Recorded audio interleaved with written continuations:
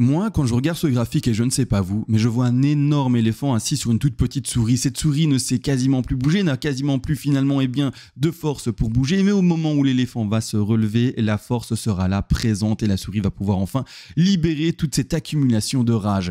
De cette manière-là, on va regarder bien sûr le BTC, parce que c'est ce qu'il est en train de nous faire. Le BTC est clairement écrasé par un poids phénoménal qui soit haussier et baissier, et ne parvient plus depuis 2 jours à bouger. Il est en train d'osciller entre les prix des 27 113 $ et tenez-vous bien un peu plus bas ici, des 26 825 $. En gros, il fait rien du tout depuis plusieurs jours. Donc nous, ce qu'on va faire, c'est bien sûr continuer l'analyse de ceci et essayer de libérer la souris pour déterminer la direction dans laquelle elle va. Est-ce qu'elle va s'enfouir dans le sol ou au contraire, est-ce qu'elle va bondir pour aller le plus loin possible avec le plus gros des sauts? On va regarder ça durant cette vidéo aussi, mais vous le savez, juste après la petite intro. Avant de commencer l'analyse, remercions le sponsor de cette vidéo qui n'est d'autre que moi-même et par extension en fait toi également. Donc du coup merci d'avance pour le geste que tu fais à la chaîne. Si tu veux apprendre les vagues que je vais développer devant tes yeux, tu peux te procurer le PDF pour la modique somme de 25 €. Il t'expliquera tout ce qu'il faut pour construire un plan et t'aider à trader de façon rationnelle comme un pro. Si c'est pas beau, avoue franchement. Si tu as besoin tout de même d'apprendre de façon plus active, souscris-toi à la chaîne pour 50 € par mois. Tu peux prendre un mois et arrêter ou prendre plusieurs mois, c'est toi qui es libre. Cette souscription, c'est le PDF qui est lui-même à 25 € déjà. C'est également des directs et leurs rediffusions qui analysent le BTC, le TH, le S&P 500, le dollar et plein d'autres cryptos de manière quasi quotidienne. C'est pas fini. Également un Discord dans lequel on partage nos plans de trading et discutons de tout et rien tant que ça tourne autour bien sûr de l'économie. Tout de même, si tu veux apprendre, fais le bon choix et let's go maintenant pour l'analyse. Ok, l'intro est passée, maintenant directement l'analyse de celui-ci. Et attention, avant de commencer les petits détails, les petits décomptes de cette latéralisation qu'on voit ensemble depuis maintenant quasiment 2 jours, et on va sur le 3e jour en espérant que ça pète avant.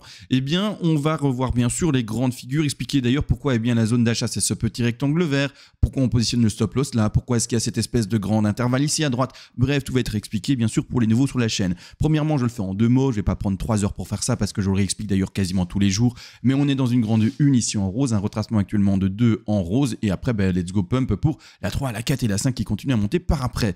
De cette manière en fait c'est une question de statistiques. Les statistiques veulent en fait dans un décompte en 1 et puis 2 qui descend de retrouver la zone de rebond la plus finalement probable, celle qui est la plus fréquentée dans la zone des 50 à 61,8% de Fibonacci de retracement. Je prends de ce fait en fait mon Fibonacci de retracement, je clique dessus et puis après je l'ouvre de cette manière-ci, donc c'est-à-dire du top de 1 à la racine. Et de cette manière, je vais poser bien sûr ma zone d'achat, mais comme je l'ai dit, dans les 50 à 61,8% de Fibonacci. Attention pour ceux qui, quand ils manipulent leur Fibonacci, ne s'ouvrent pas dans ce sens-là. C'est parce que de mon côté, dans les réglages, j'ai bien sûr sélectionné le reverse. C'est une simplicité de travail pour ma part. Si vous voulez travailler avec le non-reverse, vous pouvez bien entendu également, qui d'ailleurs le non-reverse il me semble est en fait la configuration habituelle. Moi pour ma part je travaille en reverse pour des questions d'aisance personnelle, j'aime bien ça et donc c'est tout. De cette manière là, en fait on place notre zone d'achat dans les 50 à 61,8% de Fibonacci par rapport au top de 1, pas par rapport à la profondeur des figures bien sûr, et de cette manière en termes de prix, on devrait retrouver d'ailleurs un premier palier d'achat sur les 26 263 $ et un deuxième palier d'achat potentiel également posé ici aux alentours des 25 731 $. Pour expliquer plus précisément ce qui se passe dans ce décompte, l'objectif tout de même c'est de monter de manière assez puissante, d'accord, ici avec une 2, 3, 4 et 5 par après. On va regarder peut-être les objectifs aujourd'hui d'ailleurs parce qu'il me semble que ils sont pas visibles à l'écran ici, ils sont pas ceux de la rose en tout cas, donc on va travailler ça après. Et ce qui m'intéresse également c'est de vous expliquer finalement pourquoi on a posé notre stop loss à cette position-ci. Je vais expliquer non pas juste en disant c'est la racine donc on met ça à la racine, je vais aller un peu plus loin dans l'explication. Donc ici, c'est le stop qui est positionné du coup à la racine parce qu'en fait, c'est con, mais je vais aller plus loin, vous inquiétez pas. Mais si en fait ça baisse et qu'on va sous ce niveau qui est la racine ici, je ne l'accepte plus dans le plan haussier et donc on sort, c'est le moment d'invalidation et à ce moment-là, on prend en fait le capital qui sera accepté de perte par rapport à son exposition de ce fameux stop loss. De cette manière-là, le stop premièrement est posé là. Mais je vous l'ai dit, on va aller quand même un peu plus loin pour expliquer pourquoi le stop est posé là. Et c'est-à-dire qu'on va surtout finalement expliquer tous les décompte pour poser le top de rose ici, et ensuite la 2, et ensuite pourquoi il y a un top de 1 ici à gauche. Bref, je vais expliquer bien sûr le décompte. Maintenant également, petite chose à voir, c'est que l'intensité par après, ça sera haussier, d'accord, vous voyez, je l'ai exprimé avec une flèche verte ici, très simple à comprendre, bien sûr, celui qui ne comprend pas, dommage, j'ai essayé de faire mon mieux pour vous. Mais ici, une chose est sûre, c'est qu'il y a également un intervalle un peu plus grand. La zone d'achat, c'est bel et bien ici, d'accord? Malgré tout, parce que vous allez rentrer ici et que vous avez mis votre stop loss dans cette position, en fait, vous acceptez une ouverture de trade qui va accepter toute cette position-ci, vous voyez? Et donc, c'est un peu comme un tampon. Même si vous rentrez dans cette zone-là, même si le BTC, après, décide de faire, eh bien, des fluctuations de prix qui vont peut-être encore plus bas, tant qu'elle n'a pas touché votre stop loss, eh bien, vous êtes toujours dans la course et c'est toujours pas sorti dans le trade. Donc, en gros, qu'est-ce que ça veut dire? Le stop loss et son point d'entrée sont en fait votre zone large d'entrée. Dès qu'on touchera votre stop, vous serez sorti et là, vous ne serez plus dans votre position. Donc, finalement, votre entrée, ce n'est pas juste un prix très précis, c'est le prix très précis plus la position du stop loss et ça donne finalement une énorme marge, ça donne finalement une grande zone tampon dans lequel le BTC peut bien sûr eh bien, se développer. De cette manière-là, j'ai tout expliqué par rapport au nouveau symbole que je vais utiliser de plus en plus souvent dans mes vidéos pour essayer de rendre ça plus clair et plus simple pour les néophytes. De cette manière également, je vais expliquer plus loin. Je vous l'ai dit, oui, on a posé le stop, c'est super, on est content, etc. Mais malgré tout, pourquoi est-ce que je suis dans ce décompte et quel est le décompte à proprement parler? Je vais d'ailleurs vous le montrer. Ici d'ailleurs des toutes petites vagues que je vais mettre en retrait. 1, 2, 3, 4, 5, vous le voyez. Je les mets en retrait maintenant parce qu'en fait, c'est pas de celle-là qu'on va parler maintenant. On va parler d'un degré encore plus grand. Celles qui sont en une parenthèse. Vous voyez les petites parenthèses? Boum, ici de cette manière blanche. On a fait pour ma part une première un retracement de 2, super faible. Regardez, on a fait un retracement de 2, mais qui, en l'occurrence ici, n'a pas été chercher ces fameux 50 à 61,8% de Fibonacci. Donc on va placer ça de cette manière-ci. On a été chercher ici seulement, et même pas d'ailleurs, les 38,2 de Fibonacci en non logarithmique. Donc vraiment ici, quelque chose de très faible dans son retracement. Si on actionne le logarithmique, voyons ce que ça nous donne. On est également sur quelque chose d'encore plus faible, vous le voyez ici. Donc vraiment quelque chose de très faible dans le retracement d'une 2. Et donc à ce moment, quand on avait fait ce développement-là, on s'est dit peut-être qu'en fait on est dans une A, puis un rebond de B et puis une C pour peut-être aller chercher la zone statistique, etc. Mais c'est pas ce que ça a fait. Ça a pumpé beaucoup trop fort, entre guillemets, pour que nous puissions dire, on reste dans la 2 et on est en train de développer quelque chose de plus grande envergure. Là ici, du coup, j'invalide à cause justement de ce retracement. Donc je vais prendre ici mon Fibonacci de retracement, je vais à la racine, je vais à mon top également de 1 en blanche et vous voyez bien qu'en termes de retracement par rapport à la A, la B et puis peut-être une C possible, on a déjà atteint quasiment les 200% de Fibonacci. Dans cette configuration-ci, je valide le bas de ma 2 ici du degré blanc, je vois du coup un degré qui pump déjà maintenant et je sous-décompte tout cela avec le degré rose. Donc ici, c'est l'explication de pourquoi finalement on met ce décompte à l'écran et du coup, ce qui légitime également par rapport à ce décompte, un stop loss posé finalement aussitôt entre guillemets. Pourquoi est-ce que je dis aussitôt? Parce qu'il y a des décomptes alternatifs que je n'ai pas et que je n'ai pas pour le moment en tout cas réussi à décompter, mais qui voient un BTC corriger en fait finalement comme je le disais, ce mouvement haussier sur les 50-61,8% de Fibonacci qui sont ici en dessous. Vous voyez ici, malgré tout, ça voudrait dire qu'on va poser notre top de 1 en blanche beaucoup plus loin, d'accord, et qu'on irait rechercher une 2 juste maintenant et qu'on serait en train de faire maintenant en fait la correction de 2. N'empêche, je n'arrive pas à tenir ce décompte-là, donc je finis comme je l'ai fait dans cette configuration précise ici à l'écran, et c'est-à-dire avec une 1, 2, puis après de nouveau une 1 qui se fait également en 5 vagues, 1, 2, 3, 4 et puis 5, et puis maintenant on fait simplement la correction de ces 2. Voilà pourquoi grossièrement, je ne suis pas allé dans non plus les détails par rapport à tout ça, parce que ça a été fait dans les vidéos précédentes, mais j'essaie de reprendre le plan de manière globale pour expliquer pourquoi est-ce que je suis dans une rose là maintenant, c'est-à-dire une 1, 2 en rose, et que je suis plus dans ceci, etc. Pour ceux qui n'ont peut-être pas bien compris, je vais vite montrer en fait le plan alternatif qui a été invalidé, c'est par exemple d'avoir fait une A, B, C en flat de cette manière-ci. Donc une A, une B et puis une C, mal placée, mais on se sera compris. Et en fait, c'est l'élément qui me gêne, je retire l'élément. Une A, B, C de cette manière-là, je vais mettre en épais comme ça on le voit, et je vais mettre en énorme comme ça, on ne peut pas se tromper. On parle bien de ça. Ça, non, pourquoi? Le retracement est trop fort. Normalement, un retracement de B, comme je vous le dis, là c'est trop fort, mais c'est plutôt les 90 à 123% de Fibonacci. Ici, on est quasiment à 200, donc non, je l'annule et je passe à autre chose. De cette manière, voilà, on pose notre 2, juste un peu avant, comme vous le voyez.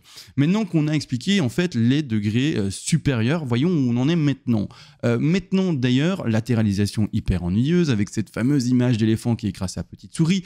Malgré tout, on ne bouge pas et on a pour le moment une construction de 4 et cette sous 4 peut encore durer. J'ose espérer qu'enfin en fait sa construction serait terminée parce que sinon demain et après-demain on est peut-être encore là-dedans et qu'est-ce que moi je vais pouvoir vous expliquer en Elliott Wave, je sais pas parce qu'on est complètement en fait à plat.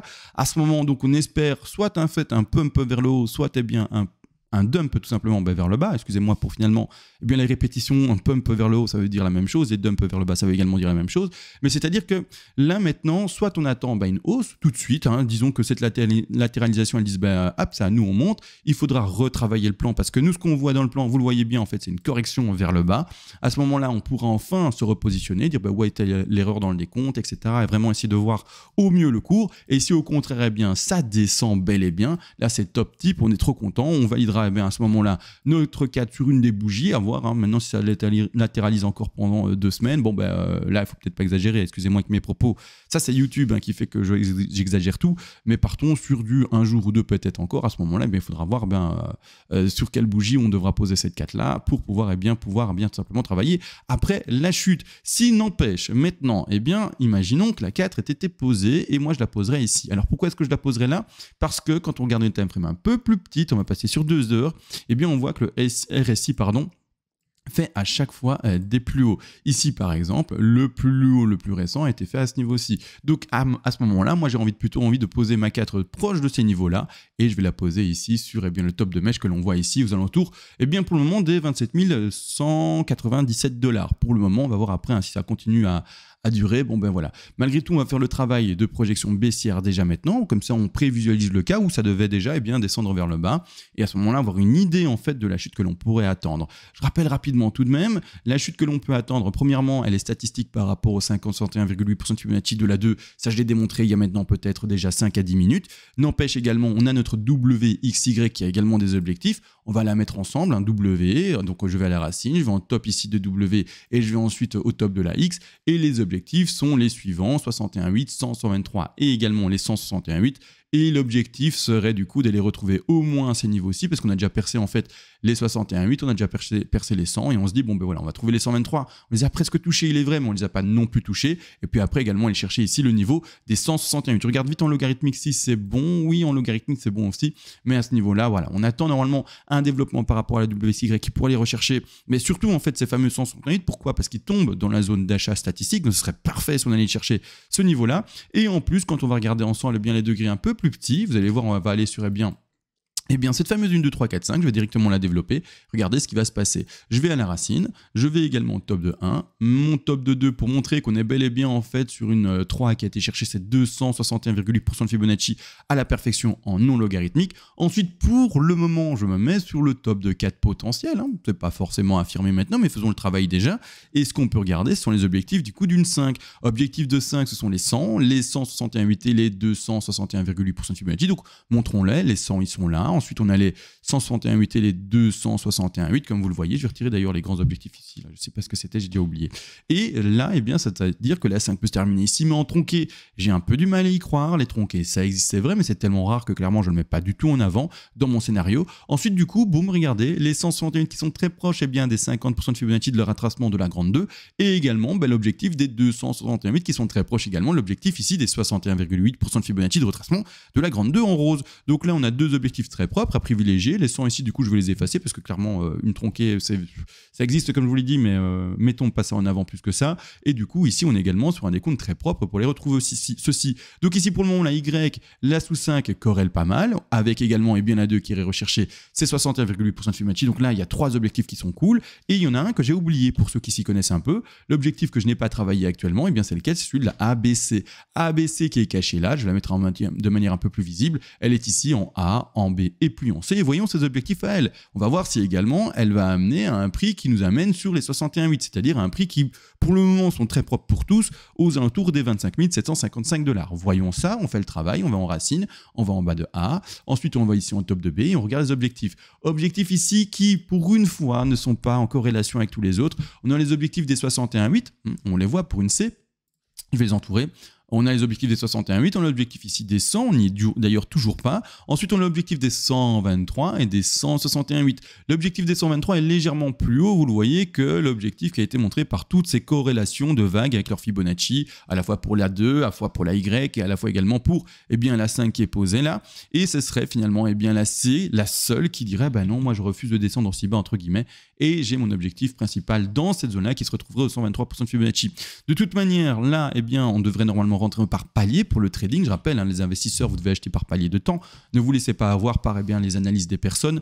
Ici, ce sont que des analyses destinées aux traders. Et donc, si vous êtes un investisseur, attention, vous n'avez normalement pas tous les outils que je montrerai ici à l'écran. Et à ce moment-là, vous faites du bon vieux DCA, de l'achat par palier de temps sur 6 mois, 1 an et demi, j'en sais rien, ou même plus. Et vous rentrez petit à petit pour avoir un palier de prix lissé, en tout cas, donc c'est-à-dire un prix moyen parfait, d'accord? Pour se rapprocher toujours le plus proche du prix moyen au moment où vous rentrez. Si vous rentrez maintenant, malheureusement, imaginons à 26 000 d'un coup sec et que le BTC a décidé de recorriger à 20 000, 15 000 ou même peut-être encore plus bas pour dire plus bas que son dernier bottom, à ce moment-là, vous allez un peu vous mordre les doigts, etc. Donc c'est important de comprendre la distinction entre un plan de trading et un investisseur qui finalement n'y retrouvera pas son compte dans ce que j'explique aujourd'hui. De cette manière, on peut retrouver pas mal de zones de conjoncture qui vont se retrouver du coup dans la zone de prix qui est ici, d'accord? Donc un peu plus bas. On peut d'ailleurs se dire on va acheter la 50 et on va probablement également surtout acheter la 61,8. Parce que oui, si on va plutôt vers les 61,8, on touche d'office la 50. Mais là, ce que je veux dire, c'est qu'on a de fortes chances également de passer sur le point d'achat des 61,8.